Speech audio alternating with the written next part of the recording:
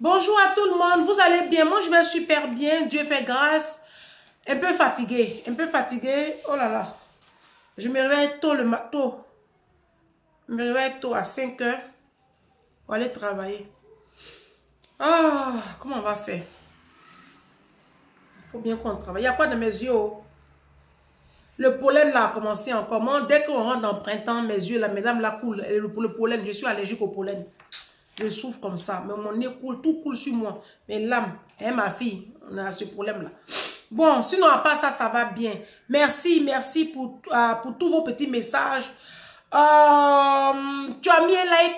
Ah, moi, je suis le défibrillateur des réseaux sociaux. Hein. Si tu sais que tu n'as pas aimé la vérité, c'est mieux, il faut passer. Ah, non, faut pas, c'est pas parlable.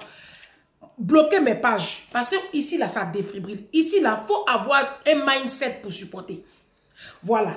Vous savez la vie qui est là, attends, je vous dis, attendez, ne quittez pas. Moi, je ne bois pas l'alcool, mais je peux vous conseiller ça là, c'est du rhum. Quand j'ai mes clients, ils vont faire mes punch pour mes clients. Vous pouvez prendre un peu de jus d'orange, bien glacé, vous mettez glaçon.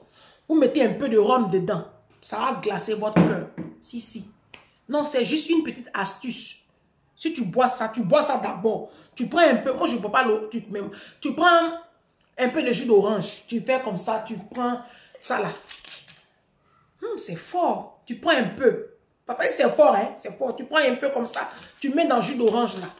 C'est bon, hein. Avec les glaçons, tu mets de bons glaçons. Faut pas prendre les glaçons des congélateurs sales là. Hein. Tu prends les glaçons d'un congélateur propre. C'est important aussi. Parce que si tu prends les glaçons d'un congélateur sale, c'est pas bon. Ça va pas bien amortir le choc.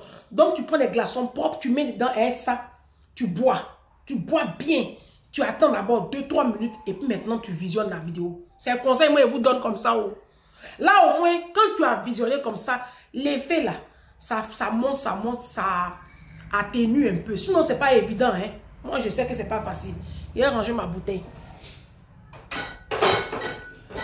Sinon, je vous comprends. Oh. Je vous comprends. Moi-même, quand je finis comme ça, puis j'écoute les vidéos là, moi-même, ça me fatigue ici. Hein. Ça me secoue. Ça me secoue. Mais je suis en mission. Je suis en mission. Dieu m'a envoyé pour vous libérer. Donc, essayez de me bénir. Hein. La vie qui est là. Ça va. Ah. Ça va. Et ça va aller où? Il a dit, la vie qui est là. Hein. Bon. Il y a une Mind People. Depuis les États-Unis. Je camoufle un peu, quoi. Bon, peu importe où elle m'appelle, on s'en fout. Il y a une Mind People qui m'appelle. Ma chère n'est pas aux États-Unis, elle est à Abidjan. Elle est à Abidjan, ma chère, tant qu'à faire. Ma chère n'est pas bien. Elle s'est dit ton nom. Abidjan, là, on est près de 30 millions d'habitants. Hein. Donc, Côte d'Ivoire. Bon, elle dit, mon mari a 4 enfants. J'en ai 2. Il me demande de lui faire 2 enfants. Je suis médecin et il y a ma carrière aussi qui est là. Ange, quel conseil tu me donnes? Comme tu dis que si on est dans les problèmes comme ça, on n'a qu'à t'appeler. On s'est rencontrés, elle m'a... Bon, j'ai essayé de... Ils se sont rencontrés depuis un moment, ça fait quand même... Je ne sais pas combien, 3 ans, 4, je ne sais plus. Son mari a 4 enfants, elle en a 2. Voilà. Son mari a eu ses 4 enfants de 2 unions. Voilà. Donc, il y a 2 qui sont avec lui, il y a 2 qui sont avec leur maman. OK? Mais les 2 là, ils viennent à la maison. Elle aussi, elle a 2. Maintenant, elle-même, elle a 48 ans. Son mari en a 52. Non, là, j'ai important. Là, j'ai important. Elle est médecin. Vous savez, voilà, elle est médecin. Et donc, son mari lui demande, son mari, je ne sais pas. Je préfère ne pas dire son mari. Son mari lui demande que, ah, on a qu'à, il a stress, quoi. Ils sont mariés légalement, hein. Il a stress, ah, oui, mais on a qu'à faire les enfants. Pourtant, elle lui avait dit au départ que, ah, à fait d'enfants, là, moi, j'ai ma carrière, tout ça, mais le monsieur... Non, ils ne sont pas mariés légalement. Ça, c'est une autre histoire. Il y a trop d'histoires dans mon inbox. Et je me perds.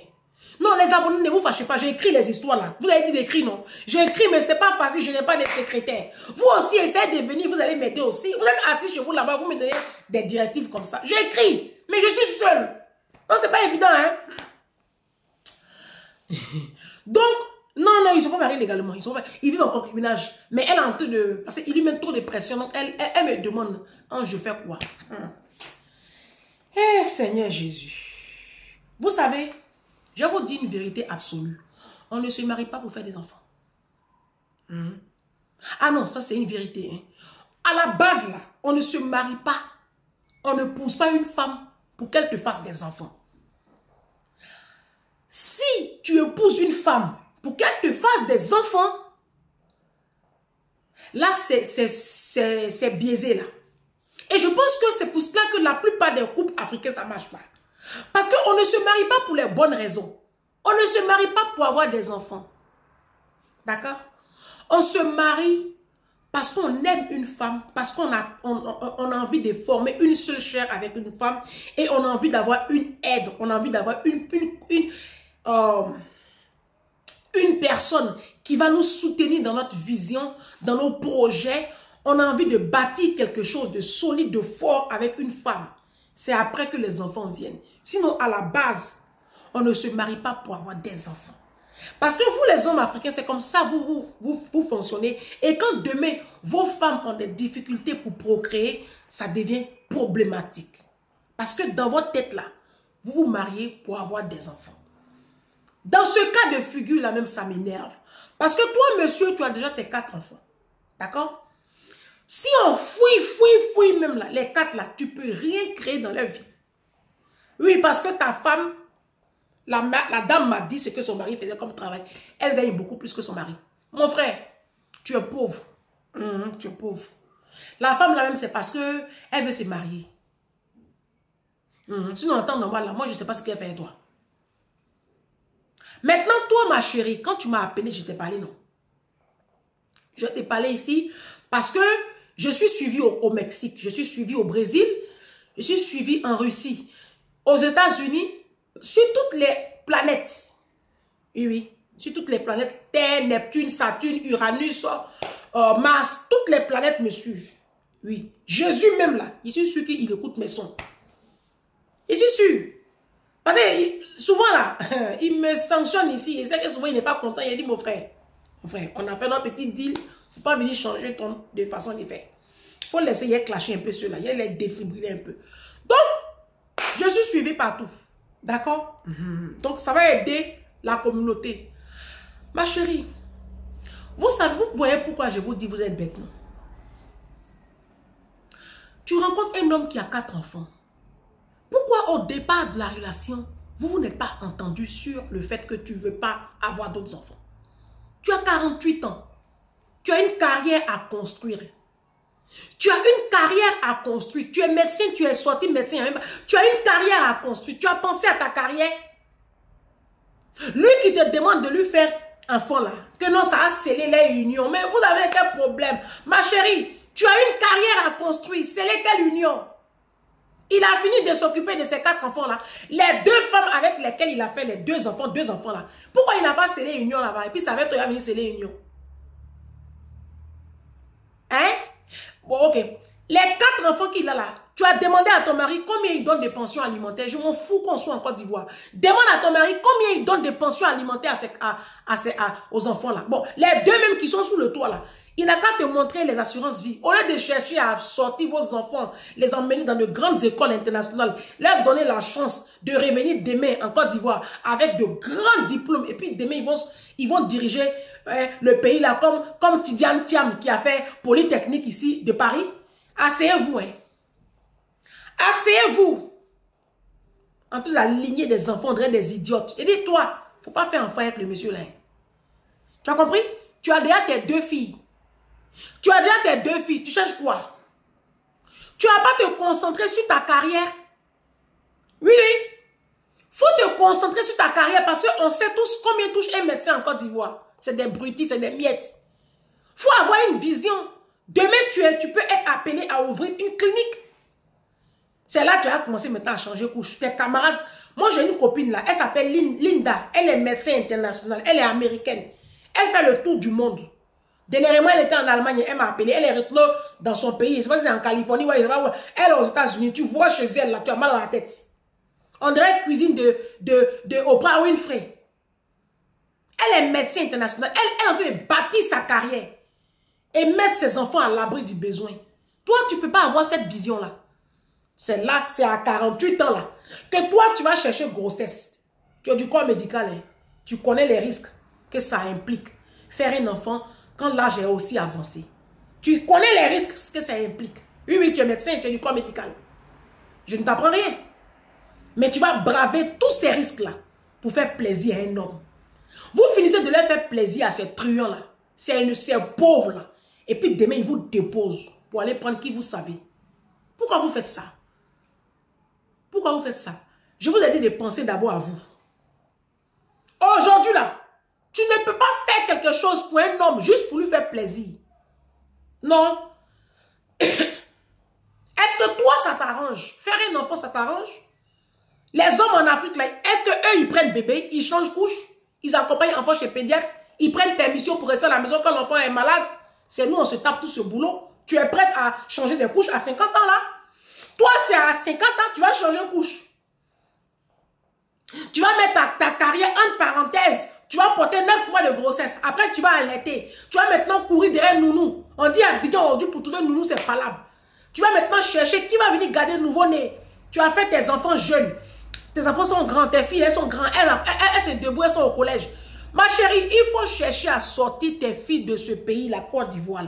Tu vas les emmener ici à la diaspora, soit en Europe ou aux choses ou au Canada, ou aux États-Unis. Elles vont intégrer de grandes facultés, elles vont intégrer de grandes écoles d'ingénieurs, et puis demain, elles auront un bagage tel que elles peuvent brader de grands postes dans le monde.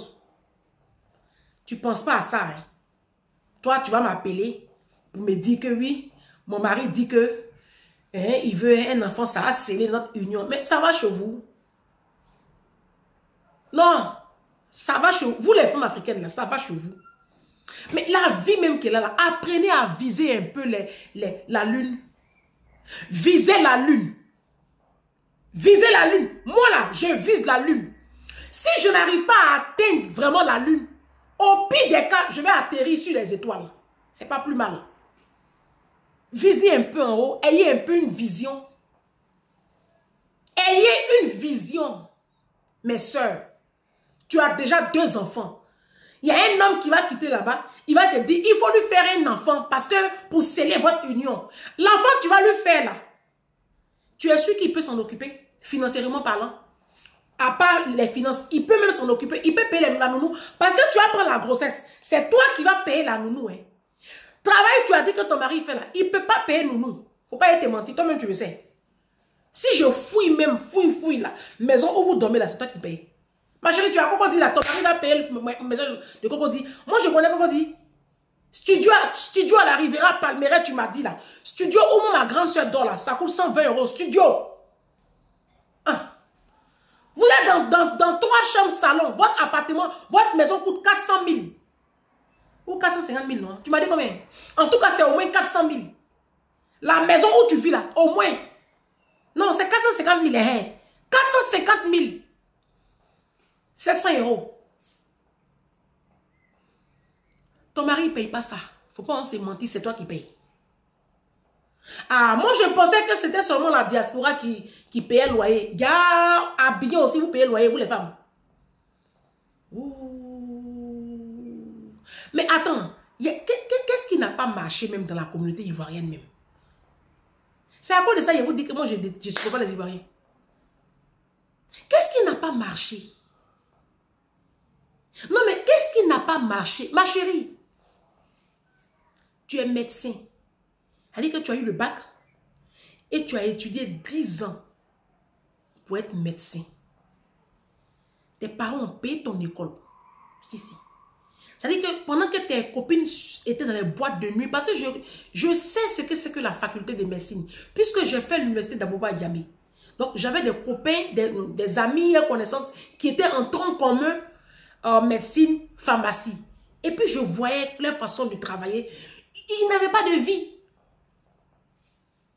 Donc, toi, tu as mis ta vie en parenthèse pendant 10 ans.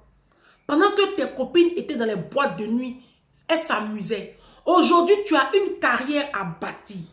Tu as eu tes 2 enfants. Une pendant que tu étais encore en fac. Et puis une autre. Voilà. Tu as eu 2 enfants avec différents papas. Tu ne vas pas t'arrêter là. Non, c'est pas bon. Il faut que tu ajoutes un 3e papa au palmarès. C'est ça? Il faut te concentrer sur ta carrière. Pense à toi. Pense à ton corps. Tu as bientôt 50 ans. Il faut faire du sport, faire tes trucs. Et puis tu es du domaine médical. Cherche à rajeunir. C'est là que tu vas aller prendre grossesse 9 mois. Mais vous avez quel problème? Mes soeurs africaines, qu'est-ce qui n'a pas marché? Et puis tu fais envoyer quoi même? Toi tu es médecin, tu dois te mettre quoi même? Normalement ton mari doit être aussi médecin ou même pharmacien. Normalement ma chérie, ton mari est médecin ou pharmacien ou même ingénieur. Mais pas ce que tu m'as dit là. Parce que je ne vois pas où est le rapport. C'est comme ça vous faites. Tu n'es pas encore marié légalement. Tu n'es pas à la bonne place. Lui là, il va tuer ta destinée. Il a sa mentalité. Mais regarde sa mentalité. Vous vous êtes rencontrés au lieu de voyager, au lieu de profiter de la vie, au lieu de vivre. Hein? Passer du bon temps ensemble. Tu n'as pas vécu, tu as passé ta vie à étudier. C'est maintenant que tu dois lever. Voyager, faire des voyages croisières sur des bateaux croisières de renom. Et visiter le monde. Aller visiter l'île de Bali en Indonésie ou en Thaïlande, je ne sais même pas où là. Aller visiter l'île de Bali, les îles chez Selwa, je ne sais pas. Aller visiter Honolulu. Bon sang. Tu connais, tu sais où se trouve la Martinique? Hein? Les chutes du mont Niagara à la frontière entre le Canada et les États-Unis. Il y a tellement de beaux endroits sur cette terre. Les Bermudes. Et la plage de Santa Barbara. Tu peux aller faire un tour sur les plages de Miami. Bon sang. C'est là que tu as cherché une grossesse. Avec quoi même? C'est avec quoi même tu tombes enceinte là? Tu tombes enceinte avec quoi? Vous aimez la souffrance. Vous, mes soeurs africaines là. Vous, mes soeurs ivoiriennes là. Vous aimez souffrir. Toi, tu as fini d'étudier, études de médecine qui est difficile comme ça là. Tu as 50 ans bientôt aujourd'hui. Où tu vas profiter de la vie là. C'est là que toi, tu vas retourner dans les couches, les caca, les pipis, les laits maternels, les pédiatres, appeler pédiatre, l'enfant fait fièvre, prendre température, sirop doliprane. Mais non, mais oh! Oh! Je vous ai parlé. Non! Regardez, ne m'énervez pas sur les réseaux sociaux ici. Hein. Je vais descendre dans vos foyers là pour vous chucoter d'une manière là. Vous allez vous ressaisir. Regardez mon là. Tu n'as pas une vie à bâtir. Les 2 qui sont là, tu as fini de les construire. Sors-les du pays. Si tu as trop d'argent là, les 2 qui sont là, il faut les sortir du pays. Je vais t'envoyer la liste des écoles que tu vas, où tu vas les mettre là. Quand tu vas voir le prix que tu vas payer là, tu vas avaler 3e enfant là. Regarde mon là. Ton gougnafi là même, tu quittes la relation là tout de suite. Lui là, il va te tuer. Il va tuer tes rêves. Il ne peut rien créer dans ta vie. Ça c'est quoi? La Bible dit 2 valent mieux que 1. Ecclésiaste 4 verset 9. Tu retiens ce verset là, tu l'écris en gros caractère, tu le placades du côté où tu dors là. Et puis achète-moi des bouquins, tu vas lire. Parce que là tu as bac plus 10 mais on ne dirait pas. Hein. Vous les Africaines, votre bac plus 10 là même là, vous êtes sûr que vous n'avez pas triché? Oh. Quand Blanc dit j'ai bac plus 10, tu le ressens dans le raisonnement. Mais pour vous là, on en doute.